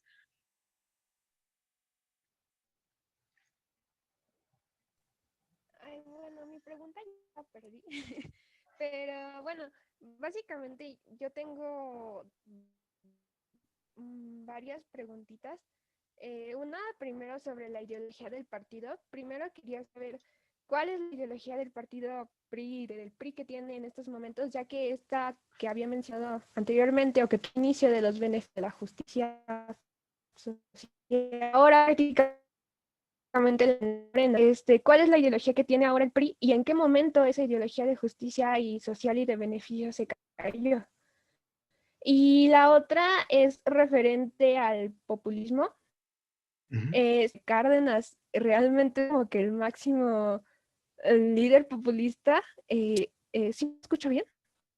Porque dice Más o que me menos, escucho bien. pero sí Sí, le voy cortado. entendiendo. Sí, sí, sí. Si quieres apagar tu cámara tantito, exacto, para que mejore tu audio, está bien. Porque bueno, escuché que mencionó que López Portillo y que Echeverría también eran presidentes populistas. Entonces, bueno, según yo, el presidencialismo en México como tal, ha sido creo que desde Cárdenas hasta la llegada de Miguel de la Madrid, que es cuando empieza a meter esta, este modelo neoliberal. Entonces, bueno, quería saber más, bueno, centrar bien este punto de este concepto de populista, porque yo siento que se dueña más a Cárdenas, pero en el resto de los presidentes que van surgiendo, más que populistas, yo siento que es como más un presidencialismo exacerbado. Bueno, no estoy segura. Gracias. Varias cosas, Lisette. La primera, ¿cuándo lo perdió? Bueno, justamente como usted lo señala, y traté de explicarlo, con la llegada de la tecnocracia, concretamente con Miguel de la Madrid, esta ideología de priista del nacionalismo revolucionario se abandona. Se abandona por una obvia razón, es decir, todo el propósito de beneficio social y de gasto social dirigido hacia los más necesitados se va a limitar abiertamente, se va a imponer la racionalidad presupuestal. El PRI, como partido instrumental, aunque no le gustara, tiene que ceder esa ideología, y por eso decía que pasa esa ideología hacia los sectores llamados de izquierda, es decir, el PRI va perdiendo crecientemente su ideología. ¿Qué tiene ahora el priismo? Ni ellos lo saben, Lisette. Ese es el problema fundamental. Durante mucho tiempo ellos intentaron ajustarse a nuevas ideologías y por ahí de los años 90, 2000, empezaron a pensar en que eran un partido socialdemócrata. Bueno, tampoco entienden lo que es la socialdemocracia. Si usted ve lo que es, perdón, si usted revisa su declaración de principios, va a encontrar una definición muy curiosa. Ellos dicen que son un partido socialdemócrata y cuando empiezan a hablar de lo que entienden por socialdemocracia, repiten el nacionalismo revolucionario. El problema es que aun cuando lo repitan, prácticamente ya ese partido no lo puede hacer. No sé si fui claro en la idea, pero el planteamiento del nacionalismo revolucionario es incompatible con un principio de racionalidad presupuestal, porque el gasto social, por lo tanto, no puede ser utilizado prioritariamente como el nacionalismo revolucionario plantea. Entonces es una contradicción inherente a ese partido. Como ni ellos mismos se la creen, esa ideología ha pasado crecientemente hacia la izquierda y por eso primero estuvo en el PRD, hoy está en Morena. La segunda pregunta que usted me hace, depende cómo defina usted al populismo. Ya sé que ese es un término enormemente pantanoso y efectivamente por populismo se ha identificado siempre a Cárdenas. No es tan fácil hacerlo. Yo no sé si ustedes los han atormentado en su carrera con el populismo en América Latina. Si ya los atormentaron con eso, se van a dar cuenta de que los han obligado a comparar a Cárdenas con Getulio Vargas, con el mismo Perón, y también se habrán dado cuenta que no hay ningún autor que coincida en que hicieron lo mismo. ¿Qué es lo que los define como populistas a ellos tres? O bueno, para no meterme en mayores líos, ¿qué es lo que define a Cárdenas como populista? Pues su apego a las masas, su convocatoria permanente a las masas, respaldar sus acciones en la voluntad de las masas, en la opinión de las masas. Si por populismo entendemos esto, Cárdenas es evidentemente la principal manifestación. Pero si también lo entendemos así, después de él no hay ningún populista. No sé si es clara la idea, como usted bien lo está asumiendo, pero si por populismo lo que entendemos es la orientación del Estado a los compromisos de orden social, independientemente de lo que esto signifique como gasto, como comiso y como deterioro del presupuesto, eso es algo que se va a presentar, no tanto con Cárdenas, porque no tenía dinero, sino con Echeverría y con López Portillo. Me llevaría muchísimo tiempo hacer la explicación, pero el gobierno de Luis Echeverría, una de las primeras cosas que hizo fue asumir que la rectoría del Estado era absoluta, es decir, que el Estado debía encargarse de todo. No sé si ustedes lo sepan, pero el Estado mexicano a partir de 1970 y hasta más o menos 1982, no más, 1984-85, fue un Estado que no solamente compraba empresas en quiebra, sino que inventaba empresas, porque a su juicio el Estado tenía que darle empleo a los trabajadores y aceptar la quiebra de una empresa significaba dejarlos en el desempleo. En lo que se convirtió esta política es en que el Estado gastó exorbitantemente más de lo que podía recaudar. Si entendemos populismo entonces como un excesivo gasto público, los gobiernos de Echeverría y López Portillo no tienen comparación alguna en el comportamiento político. Y es algo interesante porque al actual presidente, para que nada más con eso termino, para que vea la complejidad de la discusión, al actual presidente se le ha acusado de populista. Si usted observa el comportamiento económico en términos de equilibrio presupuestal, curiosamente López Obrador no es populista. Es más, lo han acusado más de neoliberal, cosa que no le gusta, y lo han acusado más de neoliberal que de populista. Sin embargo, si usted ve cómo está gastando los recursos sociales, que son absolutamente asistenciales y no de política pública, claramente es un populista. ¿Sí está clara la idea? Está utilizando al Estado de la misma manera que Echeverría lo hizo, está inventándose empresas para todo. La noticia de hoy, por ejemplo, es que los hospitales mexicanos ya no van a cobrar ni siquiera cuotas de recuperación. ¿Cómo va a financiar a los hospitales si no hay un mínimo ingreso?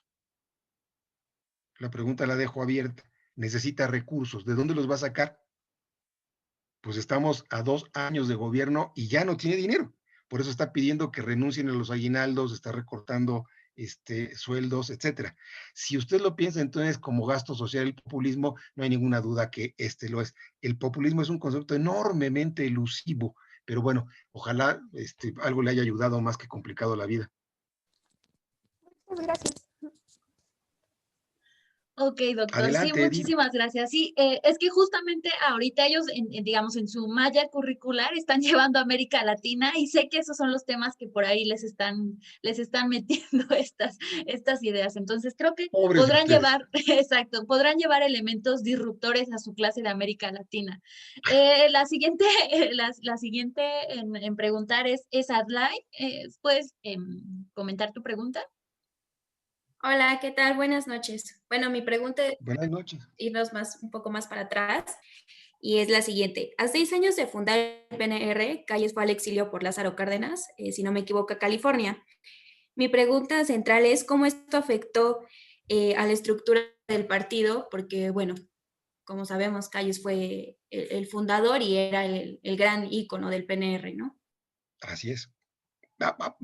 ¿Cómo lo afectó? Al revés, yo diría que lo benefició enormemente, porque con la salida de Calles, tanto no solamente del país, sino de la estructura política, perdió toda voluntad y el partido dejó de ser el instrumento de una persona para ser el instrumento institucional del Estado. O sea, Cárdenas, en ese sentido, lo que hizo fue arrebatarle a Calles el control y utilizarlo para sus fines sociopolíticos. Entonces, más que afectar al partido, lo benefició enormemente. Es más, con la salida de Calles, Cárdenas se auxilió enormemente para poder reconstruir al partido como PRM. Entonces, más que afectarlo, lo ayudó muchísimo. Yo diría que la salida de Calles nos ayudó a todos, pues no sería este país igual. Gracias. No, de qué. Muy bien, doctor. La siguiente se la voy a leer porque nuestro estudiante tiene mala conexión. Se llama Ricardo y pregunta, ¿cuál es el futuro del PRI? Una pregunta muy pertinente. ¿Cuál es el futuro del PRI? Sobre todo tomando en cuenta los resultados de las elecciones de 2018 y el gran número de puestos que perdieron. Y bueno, yo me atrevería a añadir que también las elecciones del 21 que ya están a la vuelta de la esquina. Y la verdad es que el futuro es enormemente incierto. El PRI tiene un futuro enormemente incierto. Y digo incierto porque la primera tendencia sería la de decir que está en vías de extinción. Pero a ese partido le han cantado responsos de hace muchos años y sigue de pie. Entonces, es más, no solamente sigue de pie, sino que les acaba de dar un enorme susto. En las elecciones de este año en Coahuila y en Hidalgo, pues el PRI volvió a ganar todos los puestos. Así es que darlo por muerto me parece que sería muy, muy peligroso. Pero tampoco de ninguna manera habría que pensar en que va a ser un partido que tiene una recuperación inmediata. El partido tiene serios problemas, tiene un enorme desprestigio, sus propios candidatos son de difícil aceptación en la sociedad.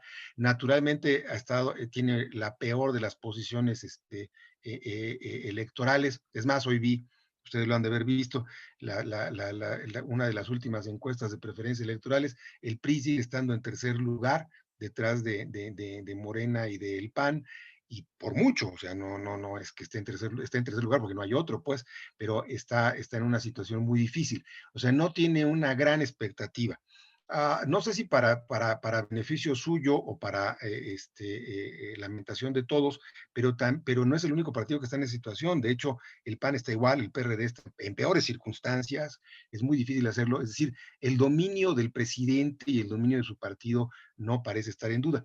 Pero yo lo que creo es que el PRI va a tener un desempeño más o menos igual, en términos, por ejemplo, de las diputaciones, va a tener un desempeño más o menos igual que el que tuvo hace 3 años, en las próximas elecciones de 21.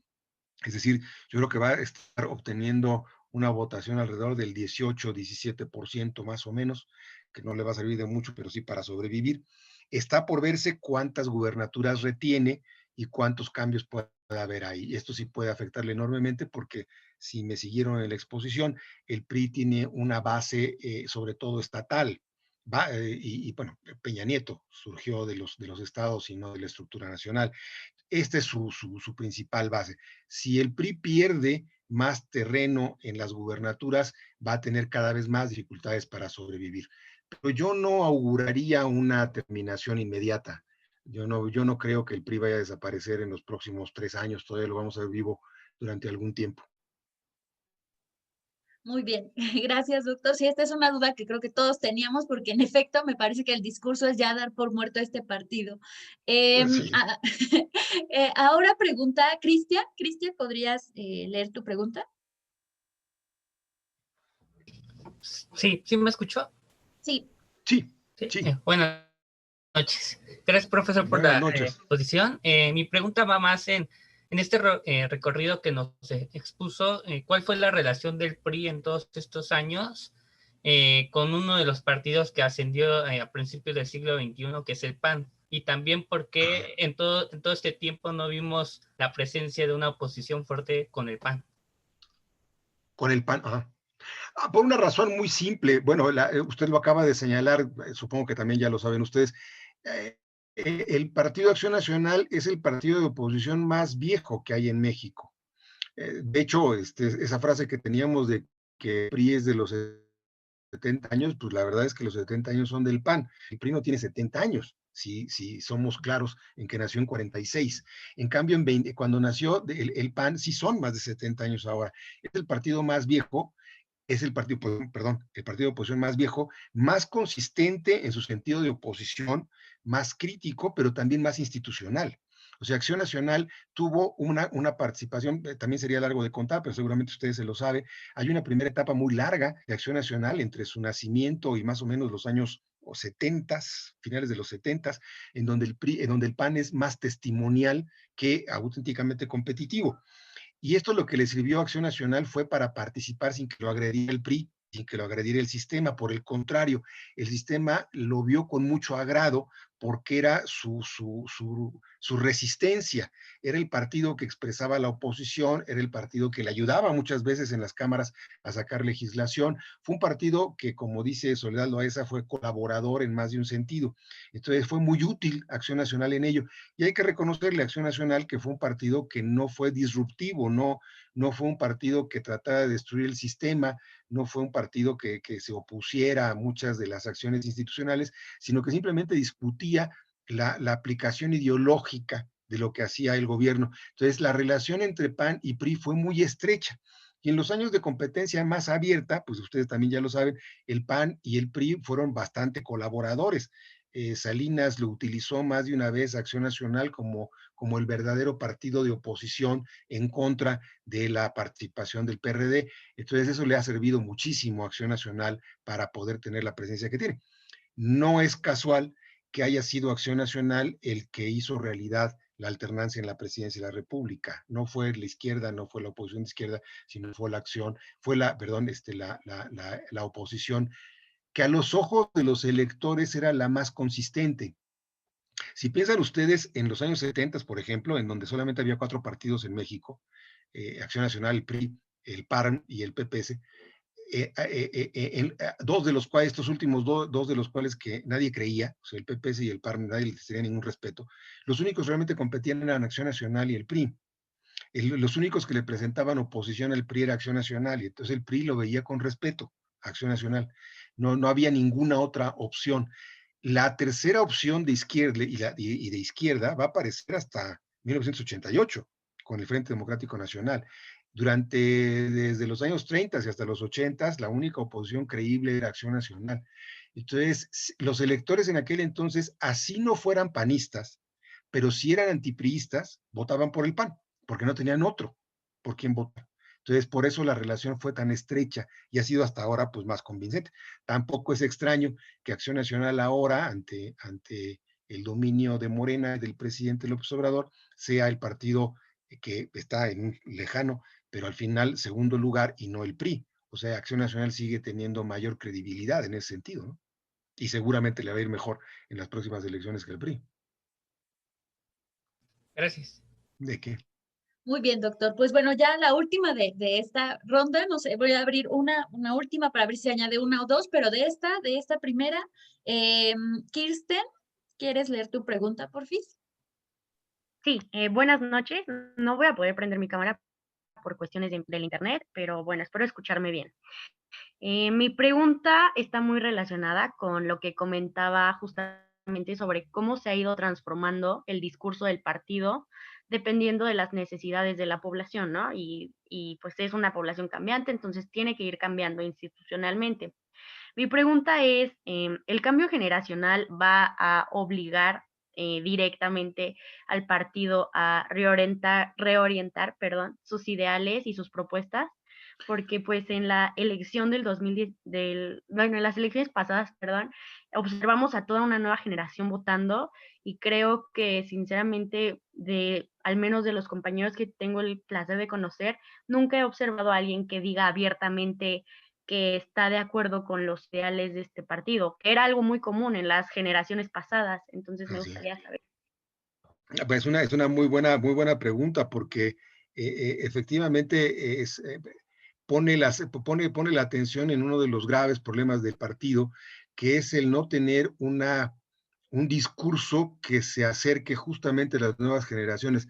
Usted lo señala muy bien con las últimas generaciones, es decir, la de 18 para acá, por ejemplo, o hace 20 años para acá, pero el problema del PRIismo es que ha tenido siempre problemas con las nuevas generaciones desde los años 70. O sea, en los años 60 los estudiantes no eran priistas, había evidentemente muchos que sí lo eran, pero era más o menos común en aquel entonces no ser para nada priista. Y en ese sentido el PRI siempre ha ido en contra, ha estado contra la marea para poderse acercar a las nuevas generaciones. Me parece, y coincido con usted, en que a estas alturas debería entender que debe crear un nuevo discurso si es que quiere sobrevivir, porque también sería largo de contar, pero la estructura electoral en México es una estructura que está basada sobre todo en jóvenes. Hay una pirámide muy grande, pero es una pirámide en que la parte más amplia de todo ello es de los 18 años más o menos, bueno, y perdónenme, eso de jóvenes, hacia los 30. La estructura entre 18 y 30 años es la más fuerte, es la más ancha de la pirámide, pero tiene dos problemas esa pirámide, y esa base, es que son también los electores menos dispuestos a ir a las urnas. Lo que tuvo López Obrador, y por eso fue enormemente exitoso, es que sí convocó a las nuevas generaciones a votar por él. No sé si muchas de las nuevas generaciones estén todavía convencidos de lo que está haciendo ahora que está quitando las becas, por ejemplo, pero bueno, esa es harina de otro costal. Pero no sé si vayan a votar o no, pero sí, a lo que sí llamo la atención es a que esa base, aunque es la más amplia, también es la menos dispuesta a votar. Sería muy largo de contarles, pero los estudios que se han hecho demuestran que es una de las poblaciones menos dispuesta a votar, a menos de que, como ocurrió en el 18, la convocatoria sea demasiado fuerte como fue la de López Obrador. Pero bueno, para terminar con la respuesta, creo que el PRI tiene un serio problema para acercarse a las nuevas generaciones. No tiene un discurso adecuado, no puede ofrecerles cosas específicas, ni puede convencerlos. Además de que puede convencerlos de una historia que es poco satisfactoria, ¿no? Entonces sí es difícil su convocatoria y ese es uno de sus graves problemas. Muy bien, Perfecto. ya, ay, perdóname, Kristen. Bueno, va una última pregunta. No sé si hay alguien más de una vez para que ya la vaya pensando y formulando si quieren en el chat y les dé la palabra después de Romina. Y si no, pues ya estaríamos concluyendo esta sesión tan interesante. Romina, ¿quieres leer tu pregunta? Sí, buenas noches. Gracias por la Buenas noches. presentación. Mi duda es si en el tema de narcotráfico hubo una homogeneidad, ¿cuál fue la estrategia del PRI hasta el 2000? Y si esta misma estrategia la tuvo Peña o fue diferente. Esa es una buena pregunta. De nuevo, como la primera que me hicieron, acuérdese de lo que le señalaba, el PRI no hacía las políticas del Estado. El PRI era tan solo una estructura instrumental para el Estado. En términos generales, si hablamos de políticas sobre el narcotráfico, habría que referirnos más a los gobiernos como tales. Y esa sí es una historia muy larga. Muy, muy larga, porque el narcotráfico tiene muchos más antecedentes de los que uno cree. Uno a veces piensa que el narcotráfico es apenas de hace 10 años para acá, 15 años para acá. No, no, no. En zonas como Michoacán o Guerrero se ha sembrado amapola y marihuana desde los años 40 del siglo pasado. Así es que en términos de narcotráfico en México es la historia muy larga y la relación es muy compleja. Para no meterme en mayores complicaciones, hacia los años 80 sí hay un quiebre en la política, tanto del narcotráfico en general como por lo tanto de los gobiernos mexicanos. Es una historia muy apasionante, pero sería muy larga de contar. ¿Dónde están los cambios? Bueno, en los años 80 hay un cambio de las propias drogas. La amapola y la marihuana pasan a muy segundo plano. Por eso es que ahora se vuelve tan rentable hacerla legal la marihuana, porque hay gente que fuma. El consumo de tabaco es más alto, para que me entiendan, que el consumo de marihuana. Entonces eso ya no es un problema social. Sin embargo, lo que sí son las drogas, lo que se conocen como las drogas sintéticas, es lo que ha cobrado muchísima importancia a partir de los años 80. Y esto fue lo que hizo mucho más rentable el narcotráfico, hizo la creación de los cárteles, les dio muchos recursos a los cárteles y naturalmente obligó al cambio de políticas estatales. Sí hay cambios. Los primeros cambios que se pueden observar ocurren en el gobierno de Salinas. Es cuando hay una primera, digamos que visible política oficial contra el narcotráfico, que es una política casi de pactos de caballeros, en donde los narcotraficantes hacen su trabajo, pero no agreden a la sociedad. Esto sí es muy importante, porque es lo que Calderón no entendió y nos metió en un tremendo lío.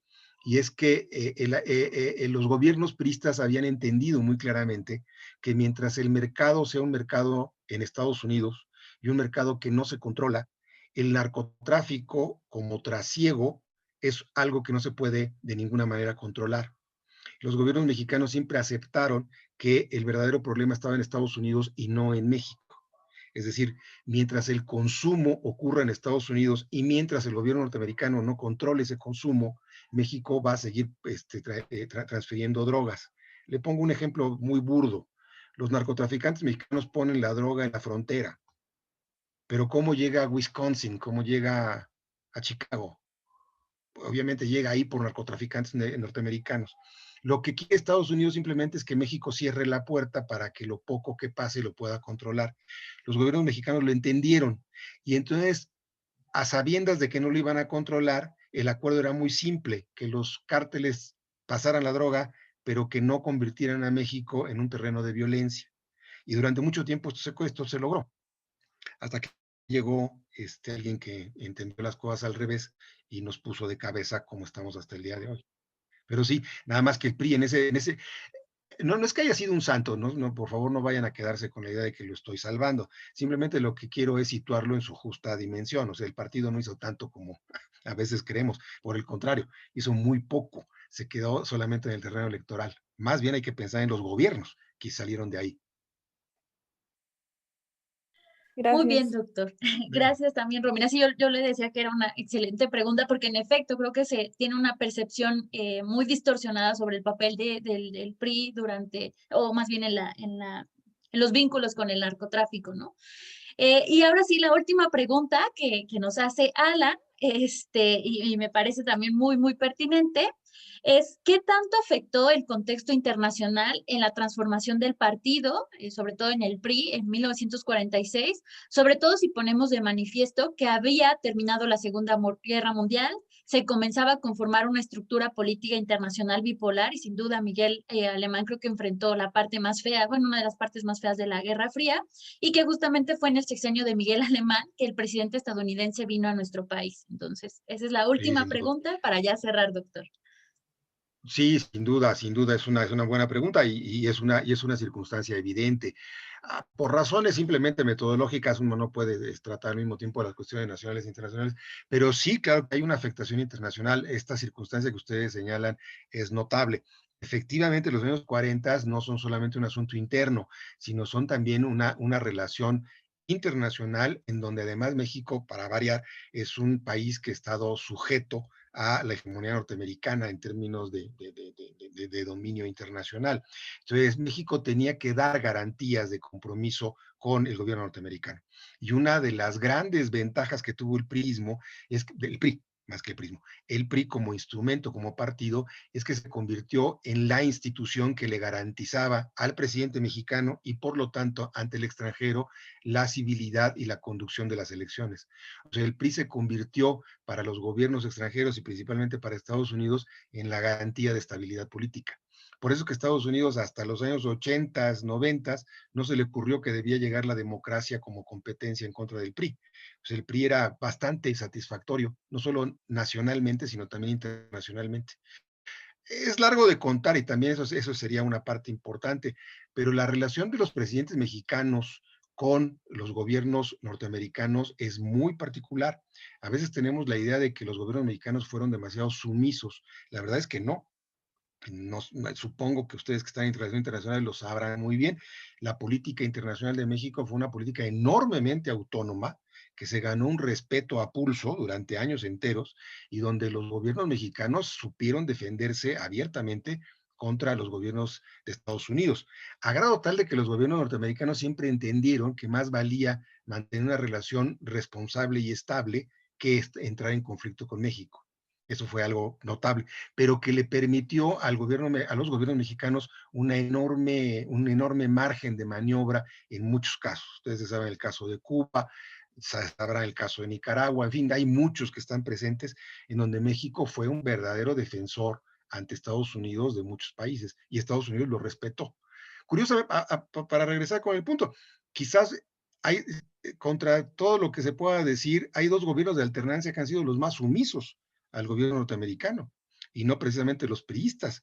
El primer gobierno es el de Calderón, que tuvo una sumisión absoluta en términos de narcotráfico, incluso permitió claramente que agencias norteamericanas de narcotráfico intervinieran en el diseño de las políticas en contra del narcotráfico, cosa que no se había permitido hasta entonces. Es más, la salida del ejército a las calles fue más una presión norteamericana que una decisión del gobierno de Calderón.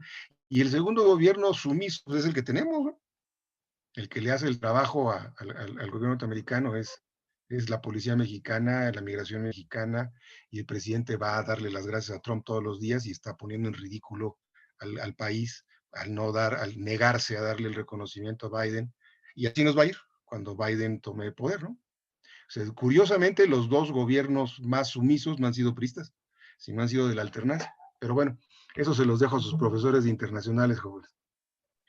Muy bien, justamente ese es el trabajo que yo tengo con ellos, porque es lo que veremos en estas clases. Justo era esta sensibilización de qué es lo que va a explicar la política exterior que sostiene el gobierno de México durante estos años, sobre todo desde los finales de los 40, desde los 30 hasta los gobiernos de los excesos de Echeverría y de López Portillo. Entonces, ese es el marco que nosotros estamos analizando, doctor, y por eso consideré pertinente esta charla, que creo que ha sido muy fructífera y espero que de verdad ellos la hayan disfrutado como yo la disfruté. Yo recuerdo mucho las clases. Yo tomé un curso de verano en el Colmex y ahí es donde tuve la fortuna de conocerlo porque metí la clase que usted impartía y pude seguir esta trayectoria. Pues muy bien, entonces pues concluimos la clase justo a tiempo, agradeciéndole al doctor por sus interesantes reflexiones y pues ya a partir de ahora, recomiendo que si es posible tomen este curso de verano e inscriban la materia con el doctor para que continúen aprendiendo sobre cuestiones de política interna.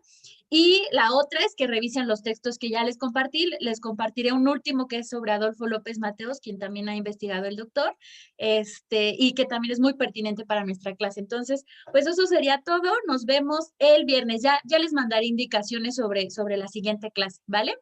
Entonces, nos vemos. Descansen. Y muchísimas Muchas gracias, gracias, doctor. jóvenes, por escucharme. Espero que les haya sido útil. Creo que sí, doctor. Buenas noches. Que estén muy bien.